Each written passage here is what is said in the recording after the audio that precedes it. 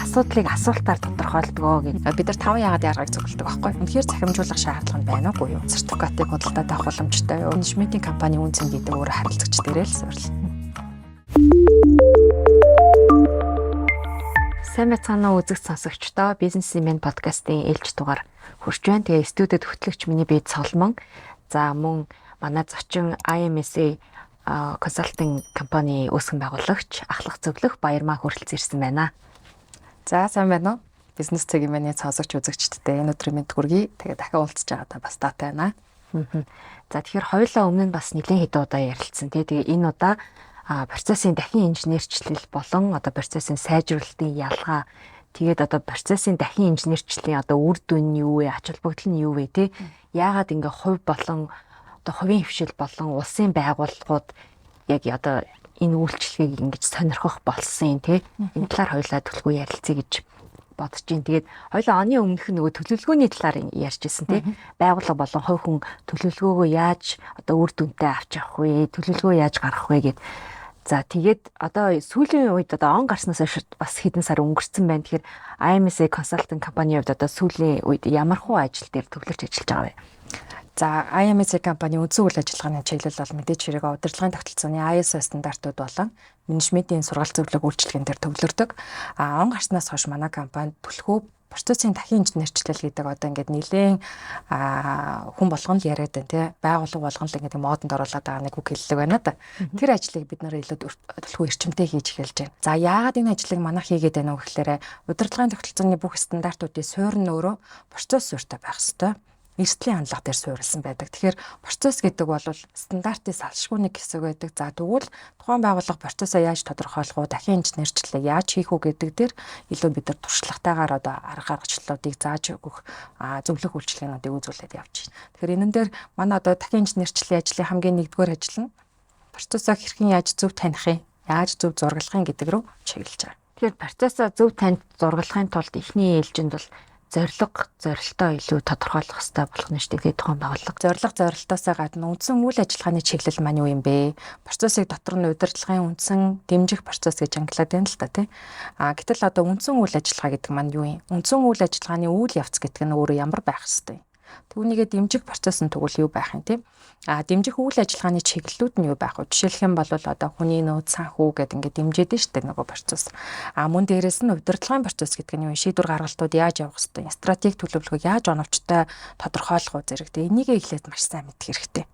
Зарим байгууллагууд дээр болохоор бид нар үндсэн үйл ажиллагааныхаа чиглэлийг ойлгохгүй байгаа. Өөрөөр хэлэх юм бол байгууллагын алсын араа зорилт те тэр стратеги төлөвлөгөө гэдэг үндсэн үйл ажиллагаагаа л дэмжих зорилготой те. Тэгэхээр хамгийн ихний алхам бол бидний үндсэн үйл ажиллагаа юу юм бэ?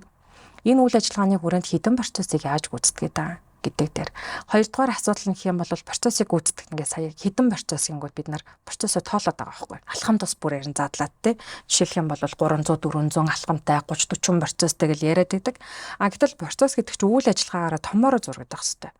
Одоо имэйл шалгана гэдгийг бид нар жижигхэн процесс болгож тоолоод байгаа байхгүй тий. Гэтэл тэр имэйл шалгаж байгаа чинь ямар процессийн оролт болоод байгаа буюу ямар үйл ажиллагааны оролт юм бэ гэдэг дээр үндэслэж процессыг бид нар томоорон зураглах хэрэгтэй. 3 дугаар алдаа томоорон зураглана гингүүд ерөнхийдөө орхичдаг тий.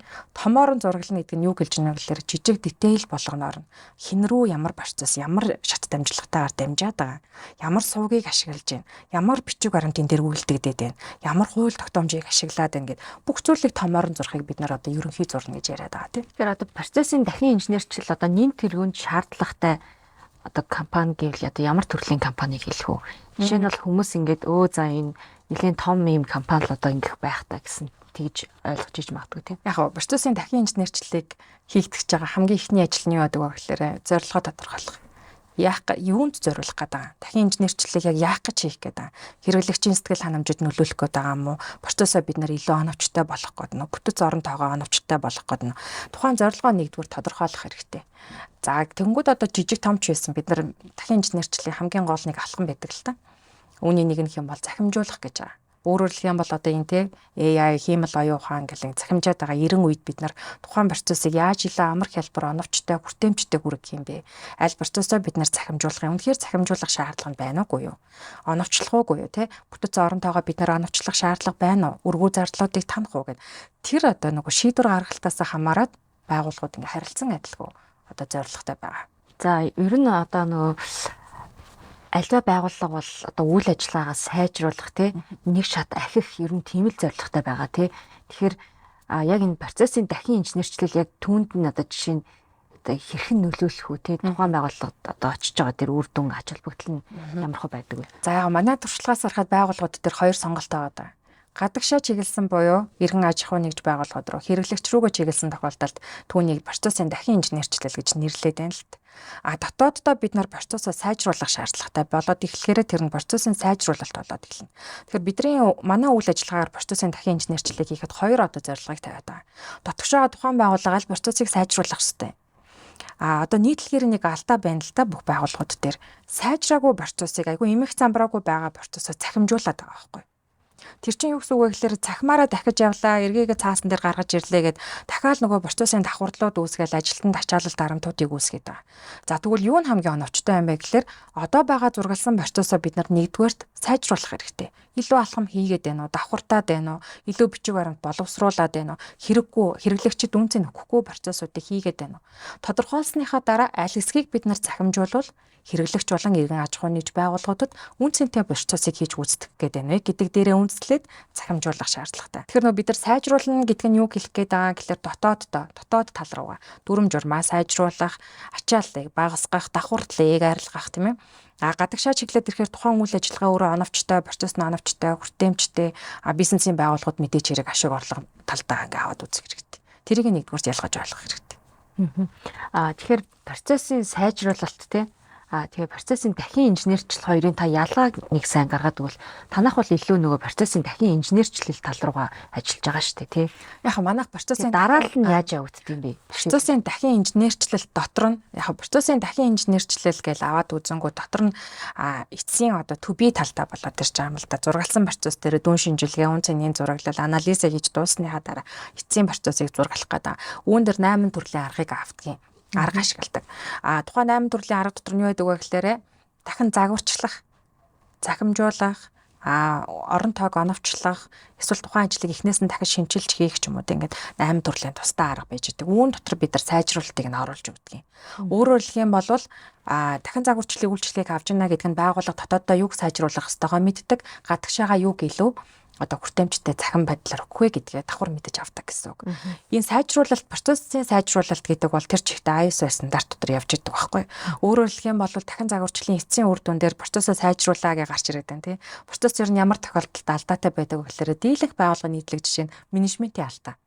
Тэр нь юу хэлээд байна вэ гэхээр менежмент удирдлагын шийдвэр гаргаж оновчгүй байх, бүтэц орон тоог оновчлоогүй байх, эсвэл одоо бүтцээ нэмэх санхүүгийн төсөвлөгтөө процесс суурьгүйгээр явдаг байх тий. Татан авалтаа хийх, гадны ангад нийлүүлэгчтэй сонгохдоо процесс суурьтай бишээр явах ч юм.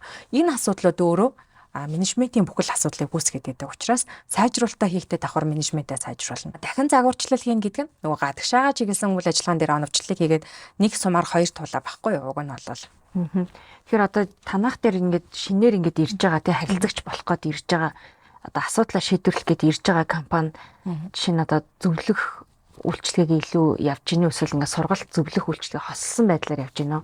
Одоо сая жишээлх юм бол сургалт гэхээр танаа одоо аль хэдийн харилцагч болсон хүн жишээ нь сургалтанд суух юм уу эсвэл өөр одоо консалтинг компани үйлчлэгийг авсан хүн одоо юу гэдгийг за жоохон суралцах хэрэгтэй юм байна гэж сургалтаа авч гин үү яаж гин яг одоо энэ нэг яг дараалал нь яаж явж байгаа одоо яг одоогийн нөхцөл байдалд одоогийнс болон өмнөх нөхцөл байдлуудад бид нар яг манайхаас зөвлөх үйлчлэг авах гэж байгаа компаниудад зориулсан сургалтуудыг дэлгүү ордог байсан болвол одоо 4 сарын 1-ээс л IMS компани илүү олон нийтэд зориулсан сургалтууд буюу өстой нөгөө хин хүссэн одоо ямар сургалтыг авахыг хүсэж юм гээд манай хөтөлбөрүүдээ сонгоод өөрөө сурах боломжтойгоор сургалтууд гарч ирж байгаа. Тэгэхээр сургалтаа аваад ер нь зөвлөг үйлчлэгээ эхлэхдээ сургалтаа эхэлж авч ээж зөвлөг үйлчлэгээ үнэхээр хэрэгтэй юм байна гэж үзэж авдаг. Бид нар бас юу гэдэг зөвлөг үйлчлэгээ л авчих гээд дайраад байдаг. Ялангуяа бид нар ISO стандартын зөвлөг үйлчлэгээ авах гэж байгаа компани дээр 20-30 минутын үн төлбөргүй танилцуулга сургалтыг хийж өгчиж нөгөө хүмүүс маань нэг ойлголттой болж иж үнэхээр хэрэгтэй юм байна гэсний үндсэн дээр бид нар зөвлөг үйлчлэгийг санал болгодог. За тэгэхээр одоо жишээ нь сая нөгөө хин дуртай сургалт авах боломжтой гэдэгчлээ. Гэтэ бас энийг бас арай нэг жоохон одоо яг нэг трийгээ сайжруулах байгаа ийм хүмүүс яг энэ манай сургалт бол өстой яг үнэхээр супер үр дүнтэй байдаг шүү гэдэг тэр одоо яг зорилттой сегментээ тодорхойлвол. Яг сүүлийн үед манайд сургалттай холбоотой саналууд айгүй их ирээд байгаа. Тэр нь юу вэ гэхээр зүгээр л би өөрөө сонирхож байгаа процесс ингээд одоо байгууллага төлөөлж биш гэсэн үг шүү дээ тий. Хувь хүн өөрөө би процесс гэдгийг ойлгох хэрэгтэй байна. ISO стандартын талаар мэрэгшмээр байна. Аудитынхаа ур чадварыг илүү сайжруулмаар байна гэж ханддаг байхгүй. Тэгэхээр хандсан бүхэндээ зориулаад л удирдлагын тогтолцооны ISO стандартууд, процесс, lean management буюу хэмнэлтэд менежмент те асуудал шийдвэрлэх аргачлалууд гэдэг юм илүү өргөн цар хүрээний сургалтуудыг зохион байгуулж эхэлж байна. Тэгтээ түрүүний нөгөө модуль 1 2 3 гэдээ ялгаатай байдгаа гэдэг нь юу хэлээд байна вэ гэхээр яг тухайн хүний хэрэгцээндээ тулгуурлаад байгаа. Анхан шатны мэдлэгийг авмаар байна гэж байгаа хүмүүс танилцуулах сургалтууд орж эхэлж байна те. Илүү мэрэгшмээр байна гэх юм бол хэрэгжүүлэх шатны сургалтууд. Илүү бүр эксперт болоод аудит болмоор байна гэх юм бол одоо дасгал ажил буюу workshop дамгаалсан тийм хэрэгжүүлэлтийн сургалтуудыг зориулж байгаа гэсэн. Хөтөлбөр нь сар сараараа ер нь гараад тэгэл нөх хин дуртай сонирхож байгаа нь тухайн сургалтандаа хамрагдаад явах боломжийг бүрдүүлж байгаа. Гой сонсогдож байна. Тэгээд ер нь мэрэгжлийн хувьд жишээ нь ямар хүмүүсийн сургалтуудыг илүү сонирхож байна, илүү тохиромжтой вэ? Яг ийм л дээ процесс гэж аваад үзэхээр бүх төрлийн байгууллага дээр л процесс байгаа. Тэр утгаа хувийн дээр ч гэсэн тодорхой процессын дагуу бид нараа өдөр тутмынхаа ажлыг гүйцэтгэж байгаа тийм. Тэгэхээр яг процессын хувьд гэх юм бол мэрэгжил бол харгалзан ямар ч төрлийн хүн, ямар ч насны хүн за мэдээж хэрэг нөгөө тэгээ одоо насанд хүрсэн хүмүүс гэх юм уу та. Гэхдээ яг энийг бас ингэж хэлэх хязгаарлаж болохгүй байна. Яа тэгэхээр манай дээр процесс болон одоо өөрийнхөө ирээдүйн зорилтыг тодорхойлохдоо оюутан залуустай 10 жилийнхаа сургуулийг төгсөж байгаа хүмүүсттэй ч гэсэн сургалт орохоор төлөвлөж байгаа учраас насны хязгаарлалтаас тавьж болохгүй байна. ISO стандартын хувьд гэх юм бол бүх төрлийн бизнесийн үйл ажиллагаан дээр ашигладаг стандартууд байдаг учраас ямар ч нөгөө хязгаарлах одоо боломжгүй гэсэн үг болчихж байгаа. Бүх төрөлд нь л ингээд хамаарах боломжтой. Тэгэхээр энэ бол бас бизнес эрхлэгчдэд маш гоё мэдээ вэ? Бизнес эрхлэгч, шинээр бизнесээ эхлэж байгаа, тий бизнесийг төлөвлөж байгаа. Эсвэл зүгээр л мэрэгжилтэн болохгүйгээр сонирхож байгаа ч юм уу. Шинэ зүйлс одоо ур чадвараа ахиулахыг хүсэж байгаа хүн ч гэсэн ер нь бол сонирхож болох нь шүү дээ, тий. За юуны танах ер нь сүүлийн үед нөгөө улсын байгууллагуудтай нэлээд төлхөө бас ажиллаж байгаа анзаарчихсан тий. Одоо хувийн хвшлээс гадна. Тэгэхээр ер нь улсын байгууллагууд энэ процессын дахин инженерчлийг хийснээр ямар ач холбогдолтой байд юм бэ? Тий, улсын байгууллага за бизнесийн процессын дахин инженерчлэл гэдэг бол BPR гэдэг тэмдэглэгээтэй одоо товчоор тий тэмдэглэжсэн явж байгаа бол улсын байгууллагуудын процессын дахин инженерчлэл нь өөрөө GPR гэдэг government талдаа явдаг. Энэ нь ямар онцлогтой байдаг вэ? Процессын дахин инженерчлэлийг улсын байгууллагад хийснээр хит хитэн давуу талууд үүсдэг. Үүнд гэх юм бол төрийн албан агч нар дээр одоо тулгамдаад байгаа асуудлууд байгаа тий. Дотоод талаас аваад үзэх юм бол төрийн албан агч нарт тулгамдж байгаа асуудлууд нөгөө процессын давхарлууд, гэнтийн ажил хуваарлалт, ажлын ачаалал, харилцан адилгүй ажлын ачаалал гэж байгаа. Нэг талд нь зарим хүмүүс зүгээр судаг байх, нөгөө талд нь хитэг ажилдаг ч юм уу тий. Энэ ачааллыг тэнцвэржүүлэх зорилготойгоор дотооддоо хийж болно. Хоёрдугаар гэх юм бол бүтэц оронтойг оновчлох. Одоо бид нар байсгал нэг шийдвэрд гарч байгааг та бүхэн мэдж байгаа тий. Анхаар бүтцийг бид нар багасгая, тэдвээр бууруулын энэ гэл ярьж байна. За тэгвэл нөгөө бүтэц орон тойг оновчлохдоо бид нар сэтгэл хөдлөлтөөр ч юм уу тоон үзүүлэлт дээр анхаарал шууд орон тойг бууруулаад байх нь өөрөө оновчгүй. Тэгэхээр бүтэц орон тойг яаж оновчлох вэ гэхээр тухайн процессыг зургалж иж ямар процесс хийгдэж байгаа. Ямар нарийн мэрэгжил ур чадвар шаардж байгаа энэ дэр тий. Үндсэн үйл ажиллагаан дээр хэдэн хүн байршуулах хэрэгтэй, байлгах хэрэгтэй. Дэмжих дээрээ яаж байх хэрэгтэй. За магадгүй одоо нөгөө нэг үнэхээр тушаал шийдвэр нь гараад ирэх юм бол ямар үзүүлэлтийг харгалзан үзэж тухайн орон тойг бид нар цомгох хэрэгтэй гэдэг ч юм уу. Цомгох байгаа тохиолдолд хуулийн ямар зүйл заалтуудыг шаардах уу гэд энэ ажлуудыг бид нар хийгдэх боломжтой. За гадагшаа чиглэлд ирэхлээр улсын байгууллагын үйл ажиллагааны эцсийн хэрэглэгч юм бэ гэхлээр иргэн аж ахуй нэгж байгууллага байхгүй. Иргэн аж ахуй нэгж байгууллага эцсийн үр дүн хүртэх үнэн одоо субъект нь гэсэн үг тийм. Тэгэхээр иргэн аж ахуй нэгж байгууллагад улсын байгууллагын үйл ажиллагаа буюу төрийн үйлчилгээг хэрхэн яаж оновчтой, хүртээмжтэй, илүү амар хялбар болгох вэ гэдэг дээр анхаарч байгаа. Гэвтэл одоо ингээд бас ажиглахлаар оновчтой хүртээмжтэй гэхээр бид нар захимжуулахыг л авч үзээд байна. Гэтэл оновчтой хүртээмжтэй байлгана гэхээр бид нар нөгөө хүн болгон ухаалаг гаргаж ашиглах боломжгүй. Хүн болгон интернет ашиглах боломжгүй тийм ээ, дата ашиглах боломжгүй. Үүнийг бид нар харгалзан үзэж тухайн шийдвэрүүдийг гаргах буюу захимжуулахдаа ямар тохиолдолд захимжуулах ёстой. Эргээгээд үр дүнг нь яаж гаргаж ирэх вэ? За хүртээмжтэй болгоно гэдэг маань мэдээч хэрэг тусгай хэрэгцээт үйлчлүүлэгч нар буюу хөгжлийн бэрхшээлтэй иргэдэд зориулсан тий. Одоо бас тэр чинь нийгмийн бүлэг гэж байгаа шүү дээ. Бүх бүлгийн хүмүүст яаж энэ үйлчлэгийг хүртээмжтэй хүргэх вэ гэдэг рүү чиглэж энэ дахин инженерчлэлийг хийх ёстой болчихж байгаа. За дараад нь бол энэ дахин инженерчлэлийг хийгдснээрээ яг захимжаад ирэхээр хүний оролцоо багасаад ирнэ гэдэг маань өөрөө авилга хийх бол буурах үндслэл болж байгаа юм л та тий. Хүн хүнтэй харьцаа болоод эхэлнэ. Хүний хит их оролцоо тий шийдвэр гаргалтууд нэг хүнээс хамаархаа болох ёстой. Тэгэхээр энэ бол GPR гэдэг бол улсын байгууллагуудад зайлшгүй шаардлагатай нэг зүйл. Үүнийгээ дагаад нөгөө цахимжуулна гэдэг маань ч гэсэн зайлшгүй шаардлагатай. Гэхдээ түрүүний хэлээд байгаа нь оновчтой, хүртээмжтэй байлгана гэдэг шийдэл нь бол шийдлийн нэг нь л цахимжуулах. Өшөө олон аргачлалуудыг бид нар үүн дээр авч үзэх хэрэгтэй. За тэгээд дотоод зохион байгуулалт талдаа ингээл аваад үзэхлээр улсын байгууллагууд маань ажлын хэсэг, гинтийн ажлын хэсэгт томилогдох, гинтийн томилолтоор явах гэх юм тодорхой бус шийдвэр гаргалтууд маш их байж байдаг тий. Тэгэхээр энийг бодлогын хүрээнд яаж буундан засч шийдвэрлэх ёстой юм бэ гэдэг дээр анхаарах нүгрийн дахин инженерчлэл болчихж байгаа. Тэгэхээр улсын байгууллагын дахин инженерчлэлийн эцсийн үр дүн хүртэх нь иргэн аж ахуй нэгж байгууллага буюу улсаараа бид нар энэ ажлыг ажлын үр дүнг нь хүртэх хэрэгтэй болчихж байна.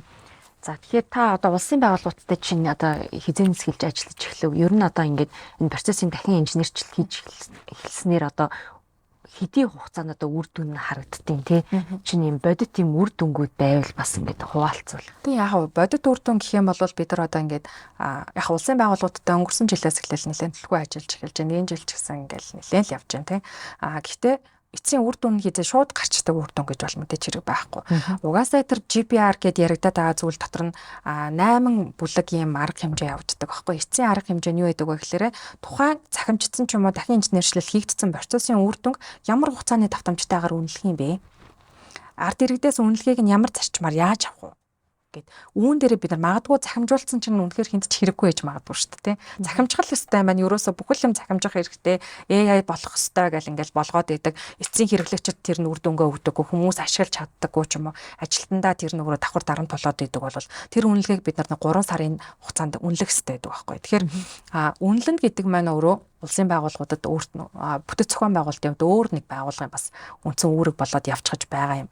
Тэгэхээр зэрэг бодлогын хүрээнд энэ улсын байгууллагын дахин инженерчлэлийн эцсийн үр дүн хүртэхэд бодлогын хэмжээнд энд зохицуулалт хэрэгтэй гэсэн үг. Яаж хийх ёстой? Одоо үнэлгээ хийдэг байгууллагууд хэрэгтэй байна шүү дээ. Яг дотор нь өөрсөнд нь байгальтай улсын байгууллагын дотроо дотоод хяналттай тий хяналт хэрэгжүүлэх гэдэг ингээ олон газрууд байж байгаа. Тэгэхээр эцсийн үр дүн тэн дээр үнэлж явах хэрэгтэйгээс гадна бодлогын хэмжээнд авч үзэх ёстой.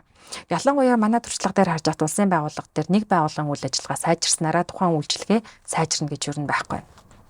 Өөрөөр хэлэх юм бол одоо тий улсын байгууллага гэдэг бол хоорондоо холбоо хамаарал уялдаатай явагдчихэдэг. Нэг байгууллагын үйл ажиллагаа нөгөө байгууллагын үйл ажиллагаатай уялдчихэдэг учраас үүнийг зөвхөн байгууллагын хүрээнд сайжруулалт хийх нь өөрөө учир дутагдaltaй. Тийм байна.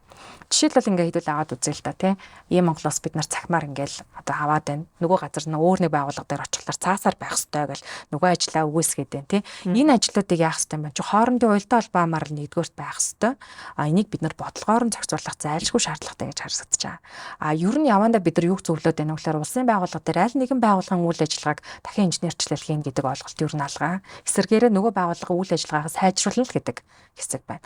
Харин эсвэргээрээ эрүүл мэндийн салбар дахин инженерчлэл хийх, батлан хамгаалах салбар одоо юу гэдгийг те онц чухал гэсэн салбаруудаа авч агаад үүнд дахин инженерчлэлийг цогцоор нь хийх нь өөрөө эцсийн үр дүн илүү сайн байх магадлалтай. Одооний яг нөхцөл байдлыг харахаар аль салбар одоо жишээ нь те илүү сайн одоо дахин инженерчлэлийг ойлгоод ингэж хүлээж аваад ажиллаж явах шиг байна. Таны анзаарснаар. Та ер нь одоо улсын байгууллагад жишээ нь аль салбарт илүү төлөвлөгөө ажиллаж байгаа вэ?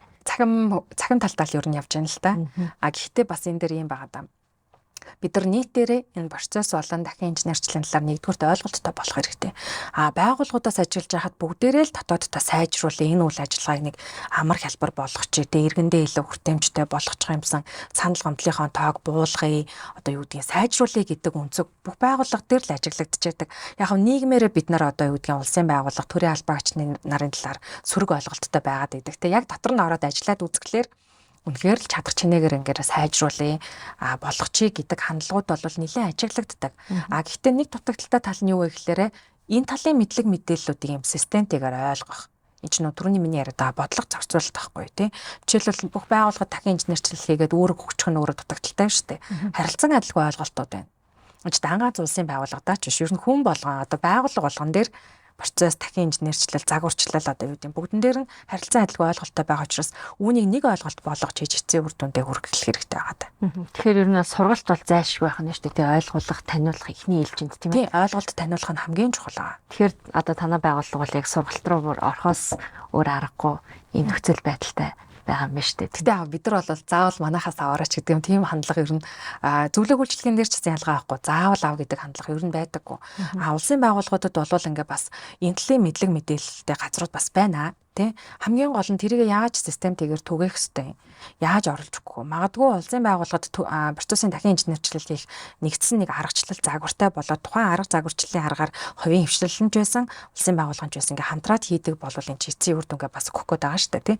Тэгэхээр ерөөсөө тэр ойлголтыг яаж өгөх вэ? Хэн өгөх вэ гэдэг дэ чухал биш байгаа даа. Зөв ойлголтыг ямар системтэйгээр яаж түгээх вэ гэдэг нь хамгийн чухал болоо да. Тэгэхээр бид нар энэний нэг жижигхэн одоо дэмжих хэсэг болох зорилготойгоор одоо бүх нийтдээ гэх юм уу тий сонирхож байгаа хүмүүстэй процессын талаар сургалтыг ингээд маш ойлгомжтойгоор хүртээмжтэйгээр зохион байгуулах ажил дээр явж байна. Ер нь одоо зөвлөх үйлчилгээний компаниуд гадуур их харагдаж байна л да тий байдаг болсон байна. Зөвлөхүүд их байна, коучнер их байна. Ер нь тий одоо бизнес эрхлэгчдэд бол одоо туслая л гэд яваад байгаа.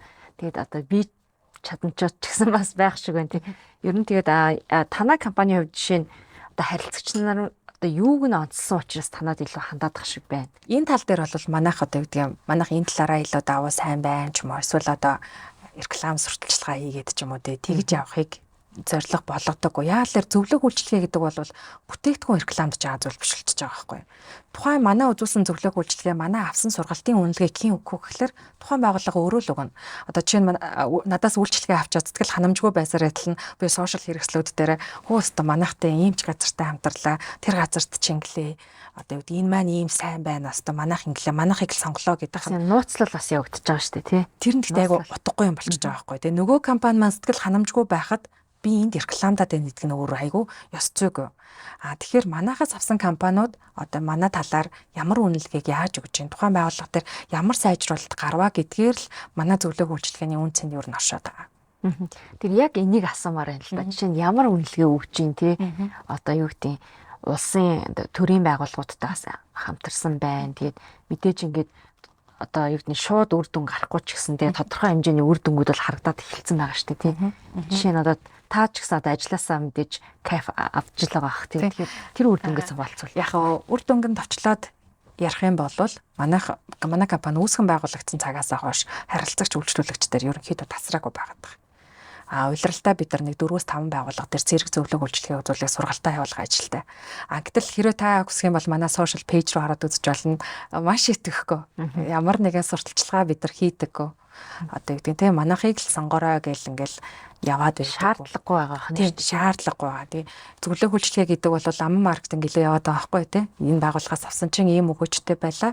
Ийм учраас сонгорой гэдэг байдлаар энэ үзүүлэлтийг бид нар нэгдүгээр авч үзэж байгаа. За хоёрдугаар гэх юм бол сүүлийн үед хандж байгаа байгууллагуудыг харахаар аль хэдийн олон жилийн турш зөвлөх үйлчлэгээ авсан, стандарт сургалтуудаа авсан байгууллагууд хандж байна.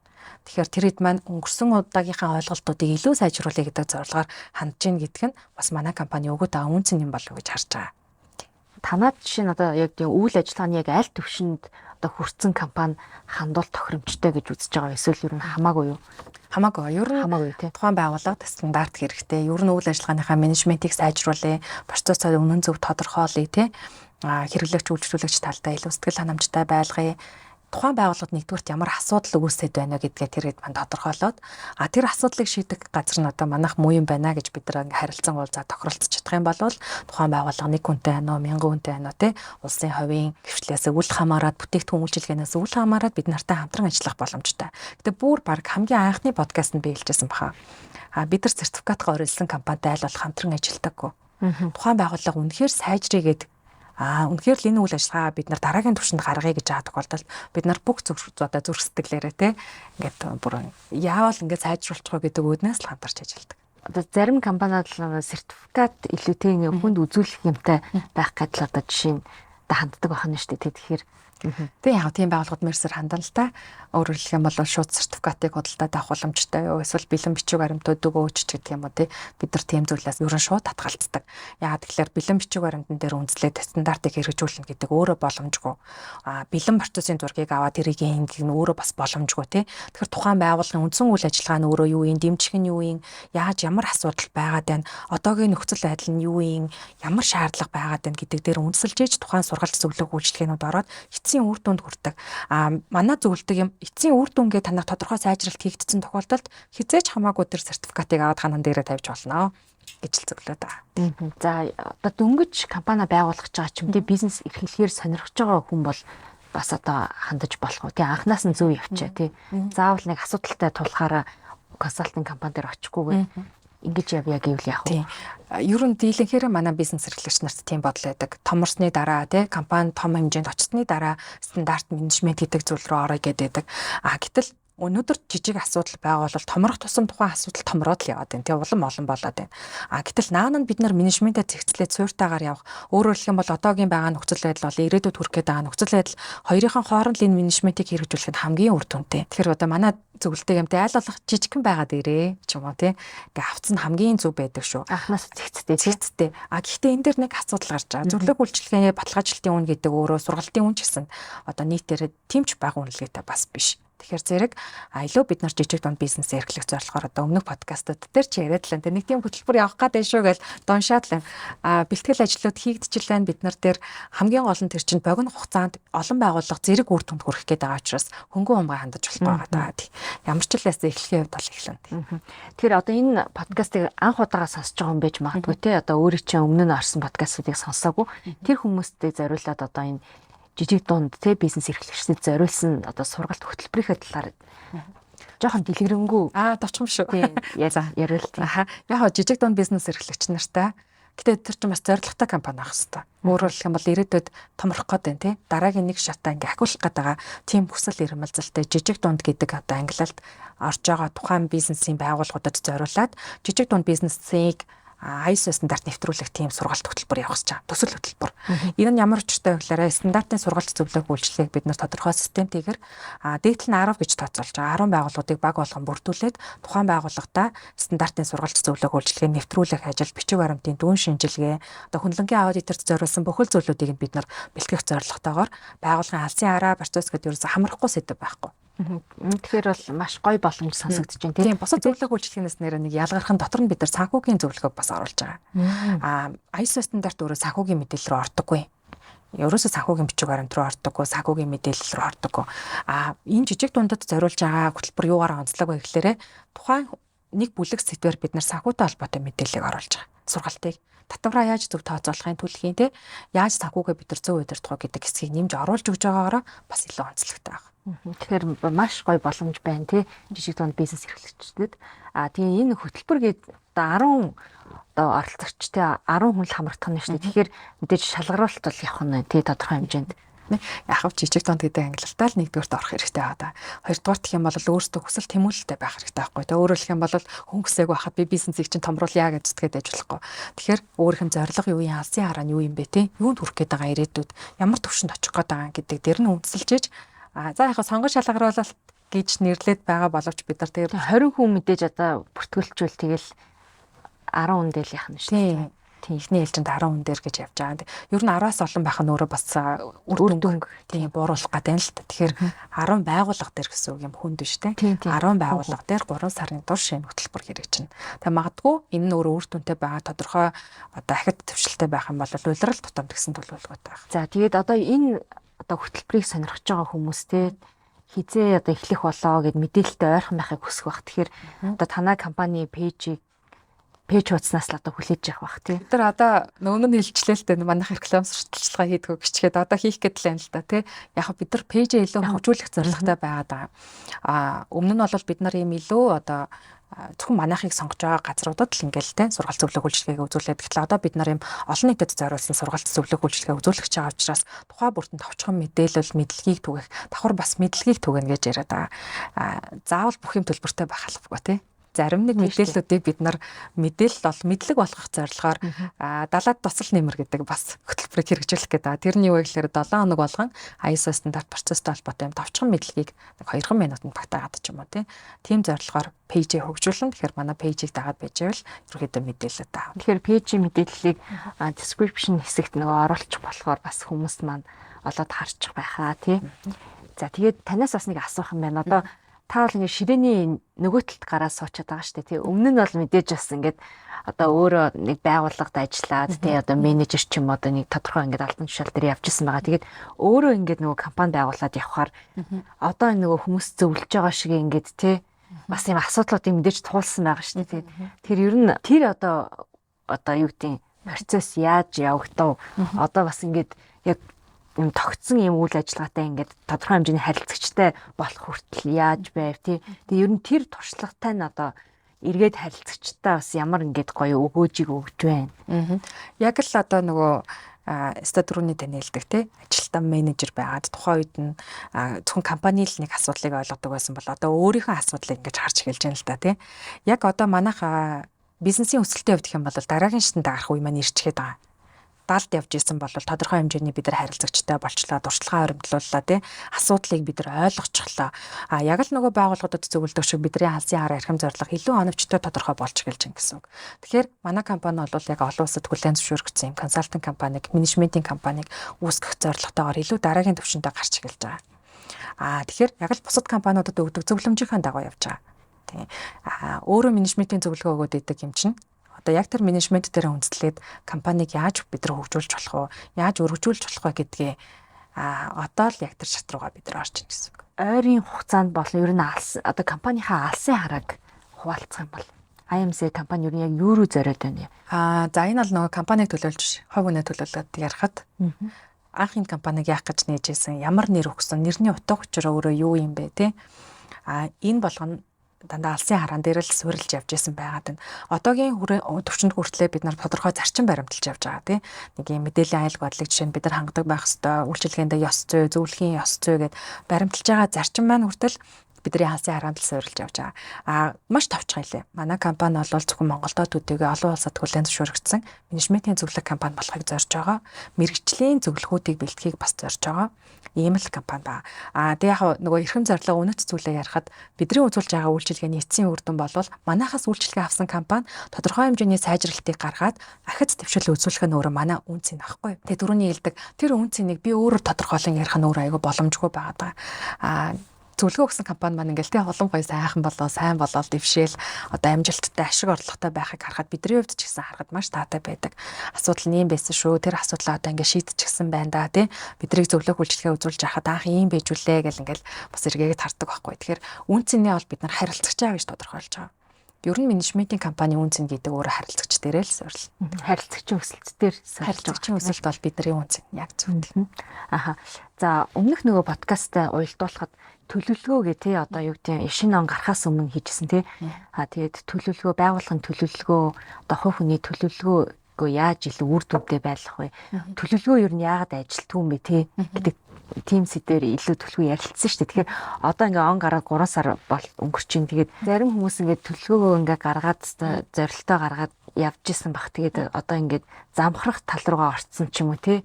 Тиймэрхүү болцсон байж магадгүй өөр ингээ гал унтрах асуудлууд чинь байгууллага дээр гарч ирээд нөгөө нэг төлөвлөгөө маань түр ингээд орхигдсон ч юм уу тийм байж магадгүй. Тэгэхээр яг ийм үед яаж одоо төлөвлөгөөрөө буцаж одоо анхаарлаа хандуулах уу тий төлөвлөгөөнөөс яаж гажихгүй ингэж явах уу та тэрэн дээр нэг гоё зөвлөгөө өгөөч. Яг одоо 3 сар дуусч штэ эхний улирал дуусч гэдэг бол одоо дүн шинжилгээ цаг маань ирсэн байгаа байхгүй. Замхарсан ч байж болж гин хэрэгжихгүй ч байсан байж болно. Одоо хэдүүлээ эргээ харах нь штэ анхны төлөвлөгөөрөө. Энэ төлөвлөгөө яагаад одоо биелсэнгүй? Юунд хэрэгжсэнгүй вэ? Хэрэгжээгүй байгаагийн шалтгаан нь юу вэ? Одоо энэ нөгөө процессын сайжруулалт, тасралтгүй сайжруулалт гэдэг зүйл те. Заримдаа бид нар тэгдэж за одоо ч ингээд энэ жил худлаа боллоо гэд те. Анхныг сайхан юм төлөвлөсөн гэд хаячих гад байдаг. Тэгвэл одоо 3 сар гэдэг маань яг хамгийн боломжит нөхцөл байхгүй. Эргээгээд энэ 3 сарын турш таны гаргасан алдаа юу байсан? Тавьсан төлөвлөгөө ч магадгүй биелэхээргүй юм тавьсан биш байгаа да те. Одоогийн нөхцөл байдлаар дүн шинжилгээгүүр ингээд амар супер юм тавьсан биш те. Гэтэл одоо тэр чин гадны нөлөөтэйгээр эдийн засаг санхүү одоо өөр юу гэдэг те. Ямар нэгэн шалтгаантайгаар тэр чин биелээгүй гэж магадгүй. Одоо дүн шинжилгээ их цаг. Төлөвлөгөө болон яагаад биелээгүй асуудлаа бид нар одоо дүн шинжилнэ гэсэн. Ер нь асуудлын учир шалтгааныг олно гэдэг ажил дийлэх байгууллага дээр байхгүй байгаа. Би угаасаа юм чинь эсвэл манайх угаасаа юм тийм манай байгууллага угаасаа юм болохоор гэд хаагаад байгаа байхгүй. Тэгэхээр тэр асуудлынхаа учир шалтгааныг тааглаад олох хэрэгтэй. Төлөвлөгөө чи яагаад биелсэнгүй вэ? Ямар шалтгаантай байсан бэ? Гингөний шалтгаан гараад ирнэ дээ. Тэр шалтгаан яагаад үүсч вэ?